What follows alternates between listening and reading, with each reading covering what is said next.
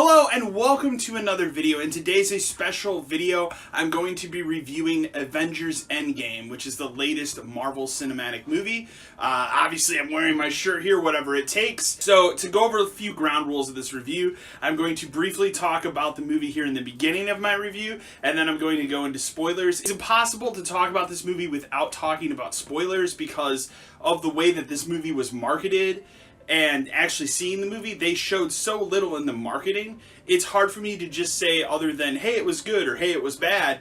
I want to have a discussion about the actual movie itself, and I can't do that without spoiling the movie, unfortunately. Most of this video review is going to be spoilers. I purposely held this review for a couple days after the release of the movie because I wanted enough people to see the movie in its opening weekend before I put up my thoughts about it.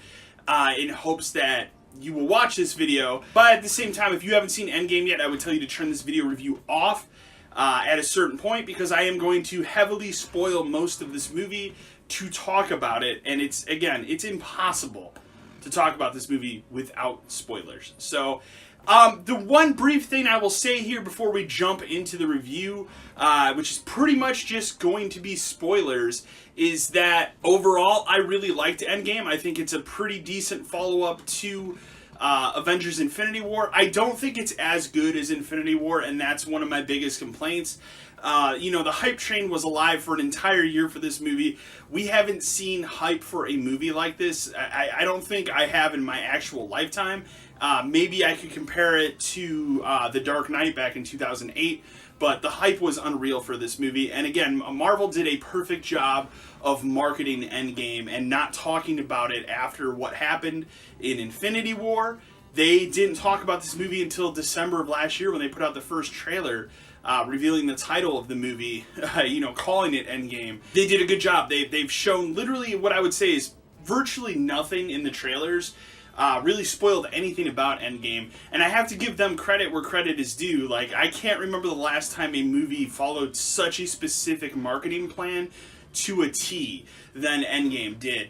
I walked into the movie not really knowing what to expect at all, and for something not only as big as the last Avengers movie, at least for this cinematic universe the way it is right now, to market it this way is such a huge gamble. But obviously, as you can see, it paid off. The movie made $1.2 billion in its opening weekend worldwide gross, and it made $346 million domestically here in the United States.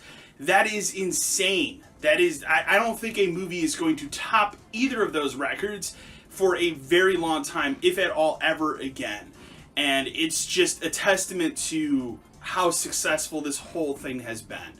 And the other thing I will say about Endgame, and again, this does not spoil the movie, but one of the biggest things I like about Endgame is it's not so much a direct sequel to Infinity War, but it is kind of like its own movie, but it's also a cap on this entire Marvel three-phase movie set.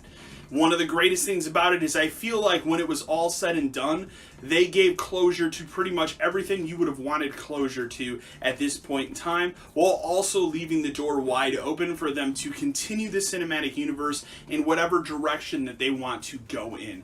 And I think that's also a huge testament. So anyways, with those things being said, for the entirety of Avengers Endgame, I'm going to give this movie a B+. And I know people are going to be like, oh, that's low. Oh, it was the greatest thing I've ever seen. And you're going to throw down in the comments. I have my reasons why. And we're going to get into them. But to get into my reasons as to why I'm giving this movie a B+, it involves spoilers, unfortunately. And that's where we're going to take the next part of this video too. So again, I'm giving it a B+. I thought it was a great time of the movies. I really, really enjoyed Endgame. As a whole, I walked out of that movie pretty much satisfied at the conclusion of all this stuff.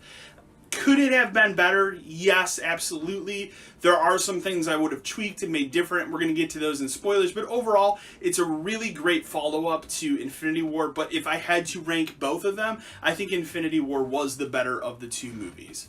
So anyways, guys, now we're getting into spoilers. I cannot stress enough, I'm going to spoil this movie. So if you do not want to know, if you haven't seen it yet, put a pin in this video and come back to it after you've seen Avengers Endgame. Anyways, spoilers now. One of the craziest things about this movie is what they do in the beginning, which is obviously at the end of Infinity War, Thanos snaps his fingers with the gauntlet. He wipes out half of the entire universe. It's just gone. And the Avengers are defeated for the first time. They pretty much have to mope around and realize their loss and everything. That's a good chunk, I would say, of the first hour and a half of this movie. But one of the craziest things about it is they kind of give a fake conclusion to the Thanos stuff in the beginning of the movie. And that was a problem I had initially. And they made good on that later in the movie. But basically what happens is Captain Marvel comes out and she saves Tony Stark and Nebula. She flies their ship back to Earth where they meet up. They have their conversations about Thanos, and then Nebula says, I know where he is. And they immediately, this all happens in 10 minutes, by the way. They immediately get into a ship, fly there, see that he's there, go down there, have a conversation with him about what happened, which he explains that the stones are no longer exist, they've been reduced to atoms, and Thor kills him. Thor straight up just slices his head off with his battle axe, and that's it. And he walks out, and the movie flashes forward 5 years. And it's quite a gut punch to the audience. For me personally, when they did this, two things clicked in my head. Number one, oh, are they going to Last Jedi this? They're going to just kill a main villain and move on from it. No, they don't do that. My other thought was, well, there's only one way this story can go, and it's going to have to be time travel. That's exactly how they fix this situation. One of the nicest things about Endgame is they don't get caught up on the bullshit of time travel. Rather, Hulk kind of just explains, hey, you know what? This is time travel. It's not like the movies. It works this way. It's a brief, 2 to 3 minute scene about time travel bullshit, and they basically come off as, you're probably not going to understand it, but just go with us anyways. I thought that was a good way to do things, simply because if you had to explain the rules of how time travel is going to work in this movie, it could have gone on for another half hour, and I think that would have been a lot. Basically what happens is Ant-Man, who's been trapped in the quantum realm, finally gets out of the quantum realm after a rat of all things hits the button on his van to get him out of there, and he kind of pops out. And the reality of the situation is, well, 5 years has passed. He's only been in the quantum realm for about 5 total hours. So he comes out, he meets up with the Avengers, explain what's happened, and said, hey, look, I think there's a way where we can do time travel to undo this, but I don't understand it. We need somebody who would understand it, which is Tony Stark. Now, in the 5 years since what happened with the decimation and what happened with killing Thanos, Iron Man, Tony Stark, he's retired. He and Pepper, who did survive the decimation, have their own kid now. He kind of lives on this farm thing. They're just hanging out. He doesn't want anything to do with anything other than raising his family. He kind of says, hey, you know what? The past is the past. We need to move on. We need to move forward. And he doesn't want anything to do with it. But again, he's Tony Stark. So, after he denies helping them, he figures out time travel in about 2 days, which was a little kind of bullshit, but again, a lot of things in this movie you just kind of have to go with, and that's okay. So he figures it out, and they have a nice scene of figuring out how they're going to do what they're going to call the time heist here, where basically there are 3 sets of teams in their group that did survive, and they're going to go back to specific points in the timeline of the Marvel Cinematic Universe to grab the stones so they can put them in their own gauntlet to reverse the snap and bring everyone back. Boy, there's a lot of stuff to cover in this movie. The time travel stuff is fun, it's cool, you get a lot of really awesome scenes. My personal favorite one was they kind of redid the scene with Captain America in the elevator, but there's a nice twist on it. I won't spoil it, but I really enjoyed it. It's actually one of my favorite scenes in the entire movie. They do a good job with their time travel bits. I thought all of them were very interesting. They do also open the door for some other storytelling that they can do in the future, which I think is interesting. One of the other big changes, there's 2 really big changes that I have to talk about here. One that I super did not like, and one that's fine. So the one that's fine is the Hulk has now become what's known as Professor Hulk, and he's basically kind of like Beast from X-Men now. So he's stuck in Hulk mode, but it's Bruce Banner.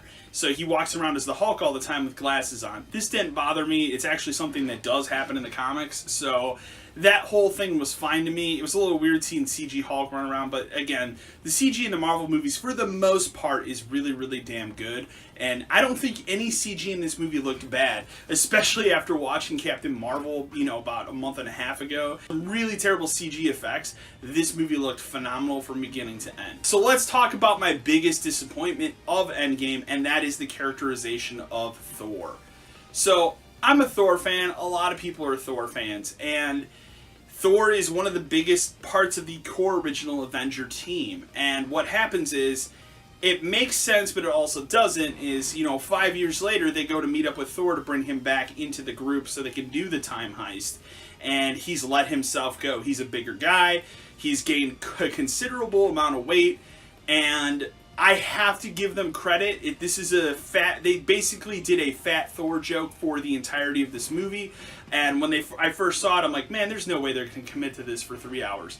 They commit to it for 3 hours. But the problem I have with it isn't necessarily making Thor fat. That was whatever to me. It was the fact that he just became the butt of all the jokes. So there's a ton of fat jokes about Thor. And the fact that his character was essentially ruined. This is a character who is always portrayed as this strong and cunning and ferocious character. Here he was incredibly weak and weepy all the time. And while it was fun for comedic effect, it wore thin on me as the movie went on further and further. Where I just walked out of the movie and said, man, they massacred Thor in this movie in a way that I didn't expect. So that whole part of this movie is one of the main reasons why it got knocked down to a B+ instead of an A-, simply because they really ruined Thor in a way. I love Thor Ragnarok. What a great movie that was. I didn't feel it was necessary to make him some fat dude that's the butt of all jokes in this movie. And again, it started off okay, and it just wore thin on me specifically as the movie went on longer and longer and longer. That's one of my big complaints about Endgame. The other huge thing that I had an issue with in this movie, and this is the one where I think more people are going to blast in the comments about, is as they go back in specific points in time. So one team goes back to the events of the original Avengers movie in 2012. One team goes back to the Guardians of the Galaxy, the original, from 2014. And one team goes back to the specific scene from Infinity War with the Soul Stone. That team is, of course, Hawkeye and Black Widow.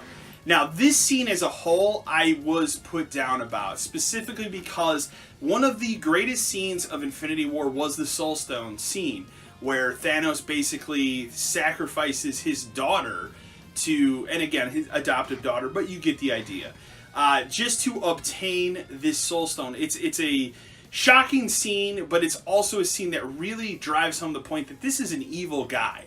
And I feel like now seeing this scene redone almost beat for beat in Endgame with Hawkeye and Black Widow basically fighting each other over who gets to kill themselves so the other can take the Soul Stone back, diminishes the impact now of that scene from Infinity War in a way it's almost kind of disheartening. And that really bummed me out. I feel like it could have been handled so much better than it was handled. Obviously in that scene, the person that takes the fall is actually Black Widow, so she's actually dead, which is a bummer. I mean, they're going to do her solo movie and stuff, but in this whole timeline now, she's done. She's sacrificed herself. After that, obviously, they get the stone back. During all of this, Thanos kind of figures out through Nebula, because Nebula has some bullshit CPU thing that can, record images and stuff. He figures out, Thanos in the past, what's going on, and, oh, hey, I actually did it. I actually got all 6 stones, and I did the snap, and did everything.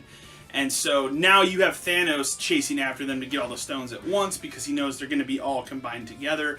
Which brings up an interesting point. And Thanos, one of the biggest things I'm going to say about that character is I think he is probably arguably the best villain we've seen in any kind of movie since Darth Vader. Like, he's such a good villain. He's so well done. He's well thought out. His motivations and everything are explained. He's someone to fear, but also he's portrayed as almost like a wounded person in a way. Like, it's interesting. And I feel like, while there are a lot more Thanos scenes in Infinity War, he was really excellent here as well. Josh Brolin, again, nails this character. Josh Brolin, he's playing a CG character, a fully CG character, and he just nails the performance once again. So without really going far, and I'm skipping over bits and pieces of the movie here, Obviously, they get all the stones, they make the fake gauntlet, they have Hulk do the snap, Hulk snaps, they bring everyone back, and then there's a huge battle because Thanos brings his ship and his army through forward to 5 years in the future from the snap, so it's now 2023. And this is where you get your big epic battle, and holy shit, is it a big epic battle.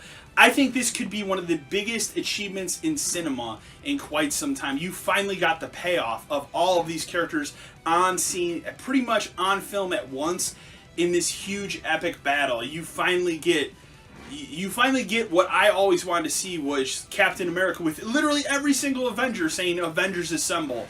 One of the other big things is he's finally able to pick up Thor's hammer. That's a great scene in this movie. Captain America is finally worthy of Thor's hammer and picks it up, and they have a battle. He battles Thanos with Thor's hammer. A powerful, phenomenal scene in this movie, and just such a payoff. That whole battle is just nothing but fan service. Bringing all these characters back, seeing them after this snap after a year, it's incredible. And it's a great battle. How it ends is fine. Tony Stark, Iron Man, is the one who sacrifices himself and snaps Thanos and his army out of existence with the gauntlet. And then you get your ending, and they give a conclusion to these characters. They have a big funeral for Tony Stark. He's dead now. Everything has moved forward 5 years. So yeah, I guess the cinematic universe is now in the year 2023. And the Tony Stark thing, it was a little hard to watch, but I kind of knew going into this movie, without any spoilers, man, Tony Stark's probably going to be the one to do it. That makes the most sense. Robert Downey Jr. is the actor who kicked off the Marvel Cinematic Universe, so it's only fitting that he's the one that kind of ends this whole phase of movies. However, the one that really got to me personally was Captain America. Steve Rogers' end of his story is just so incredibly perfect. That was the one that really got to me, because he goes back in time to return the stones to their place, and instead of coming back, he actually stays back in time and ends up marrying Agent Carter, the woman that he's loved for how many years now. And he finally has a life with her. So at the end of the movie, when they're waiting for him to come back, and they say, it's he's going to be gone for this amount of time, but it's really like 5 seconds of our time, he doesn't come back, but instead he appears on a log like a couple feet away as an old man. And he has an incredible scene with Falcon where, he even asks, like, do you want to tell me about her? He says, not really, and he kind of smiles. And he gives Falcon the shield. And I think that, for me, is the moment where I personally lost it in the movie, because he's giving up being Captain America and giving it to someone who's totally worthy of being Captain America. This is something that does happen in the comics as well, and I want that to be a thing. I want a Captain America movie with Falcon as Captain America. I think that would be incredible. But also, it ended the movie on a perfect note of, hey, you know what? These two characters, they're getting their due. And that's the biggest and most excellent thing I can say about Endgame, is pretty much every character got the closure that you would want out of it. Maybe Thor's is a little weird. Basically, Thor goes away and he goes with the Guardians of the Galaxy, and they're gonna go look for Gamora, because Gamora obviously is not Gamora from Peter Quill's timeline. She's from earlier, so they don't have the relationship yet, and he wants to go and try and save her, which is probably what Guardians of the Galaxy 3 is going to be about. And Thor teases the Asgardians of the galaxy, so it'll be interesting to see what they do with that. Overall, Avengers Endgame, I really enjoyed it. Again, it's a B+ for me. I don't think it pretty much nails the landing, but some of the parts to get to that landing are a little bit bumpy, unfortunately. And again, I kind of anticipated that. When you have a movie that is as hyped as Endgame, you're not going to stick every single thing and make every single person happy. But I think it's a testament not only to cinema, but listen, I mean, this is 22 movies over the course of 11 years that told a continuous story for the most part. They had their own side stories, but they all tied together into these last two movies, and they kind of capped everything off in a way that now you can go on, you can have your Phase 4, and Phase 4 starts with Spider-Man Far From Home, and you're going to have all these adventures with all these other people, but the core original Avengers, those actors, they can move on and do other projects and be done, and I think they all had a really good send-off. And that's the biggest thing I'll say about this movie, is that it was a good send-off to the characters that you've loved for the last 11 years. So anyways, guys, that's my review of Avengers Endgame. I hope you enjoyed this video, and remember to like, share, and subscribe to the channel. And as always, until next time.